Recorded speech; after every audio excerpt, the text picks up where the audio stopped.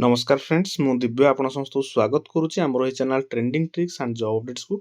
तो फ्रेंड्स आपण मैंने समस्त जानी आज ओ ट्रिपल एस आर आई रो जो विभ्राट होइसी एग्जाम विभ्राट एवं जहाँ भी स्कोर कार्ड एवं रिजल्ट रे जहाँ भी त्रुटि अच्छी तापाई आमर किछि कैंडिडेट्स आम मैंने आज आर ओ ट्रिपल एस रो चेयरमैन सार को साक्षात करने जाइथिलु एवं जोटा कि साक्षात मध्य होइथिला। निहाती भाव बहुत सारा पिला योगदान करथिले एवं किछि पिला योगदान करि पारि नथिले मध्य खास करी जो माने कि 24 शिफ्ट फास्ट जो मानकर एग्जाम थिला।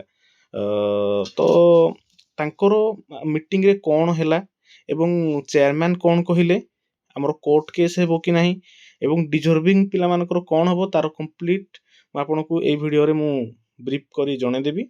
ठीक अछि। तो प्रथम कहि रखिया पई चाहूची ओ एसएससी रो चेयरमैन कहिले से माने कार भी स्कोर कमै नाहती एवं एटा फेयर प्रोसेस तो से माने वर्तमान किछि करि परिबे नाही एवं से कहिले कि एनटीपीसी सीबीटी 2 रो पिला अन्य शिफ्ट रे मध्य एग्जाम दैछंती केवल 24 अक्टोबर फास्ट शिफ्ट रे नुह। ठीक अछि। तो से माने कोनोसी भी रिवाइज रिजल्ट काढी परिबे नाही। ठीक अछि। तो आज कैंडिडेट्स आमे कोन करि परिबा तो निहाती भाव अलग जो शिफ्ट रो एग्जाम जो मानकर नॉर्मलाइजेशन रे जो मानकर सब प्री क्लियर हो जाइछि किबा जे भी सब जेन्युइन कैंडिडेट्स अछंती से मानक मधुर निहाती भाव जेन्युइन कैंडिडेट्स मध्य बहुत जण अछंती एवं बहुत जण पिला अछंती जो मानकर नॉर्मलाइजेशन रे 40 मार्क एबव भी मार्क बढ़ी जोटा कि हम पाखे प्रूफ मध्य अछि।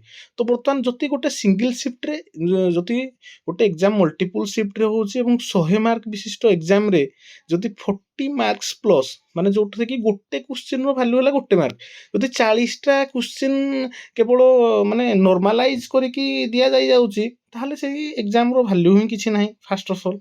तो एई पेस को नै कि एही अनियमितता को नै कि हम निहाती भाव कोर्ट रे पिटिशन फाइल करिया पई जाउछु कोन पाई ना नेक्स्ट स्टेप कोर्ट ही डिसाइड करिवो कोन हबो एग्जाम स्टे हबो एग्जाम कैंसिल हो किबा एग्जाम रिवाइज हो जहाँ भी किछि हो निहाती भाव पछ घुंचा केही भी देबे नाही। 24 अक्टोबर फास्ट शिफ्ट रो प्लान को खास करी कहूची समस्त डिजर्विंग कैंडिडेट तांकर रो स्कोर समस्त जो मानकर भी 80 प्लस अछि से माने निहाती भाव डिजर्विंग कैंडिडेट मु देखिछि पिला मान एमती पिला अछंती जो मानकर 52 55 मार्क रे 35 मार्क 36 मार्क नॉर्मलाइज हे कि से माने प्री क्लियर करिसंती एवं से माने ही सबुठू जो बेसी जो गंदगी कहती से माने सेटा को स्प्रेड करूछंती। तो सेथिरे हमकु डिमोटिवेट होबार बिल्कुल भी नाही जहाँ भी बेस्ट स्टेप रहिबो ताहा हमें नबा।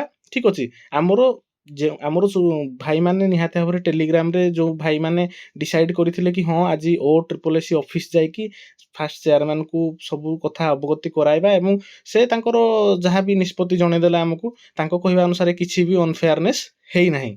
तो एठी मु कहि रखिया पई चाहूची जदि अनफेयरनेस हेई नाही ताहले मैक्सिमम पिला जो मानकर दीटा को एग्जाम टीसीएस करौची ओडिशा आरआई एग्जाम भी टीसीएस करेथिला रेलवे एनटीपीसी एग्जाम भी टीसीएस करेथिला टीसीएस रो बिना इंटरवेन रे ए माने तो डाटा भी पाई नथांते कि को पिला एनटीपीसी एग्जाम दोउची या फिर को पिला आरआई एग्जाम दोउची। तो से मानकर एग्जाम गोटे शिफ्ट रे माने 24 तारिख दिन जदि आपण डाटा बाहर करिवे 90% एनटीपीसी सीबीटी 2 रे जो माने क्वालिफाई हेइथिले 90% पिलांकर एग्जाम 24 अक्टोबर फास्ट शिफ्ट रे एग्जाम हेइची जोटा कि बिल्कुल भी एक्सेप्टेबल नुह।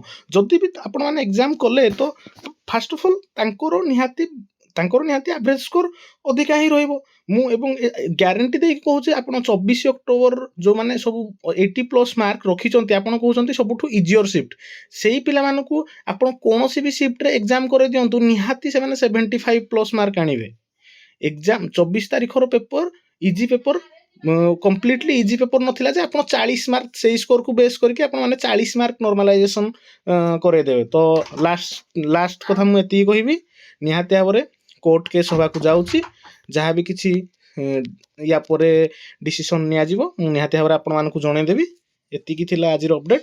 तो बर्तमान ऑलरेडी एडवोकेट जे जारो भी जे बेस्ट उपाय अछि समस्ते प्रयास जारी रखिचंती निहाती भाव जहाँ भी किछि अपडेट आसियो मु आपनको एई चैनल माध्यम रे जणेबी। Thank you.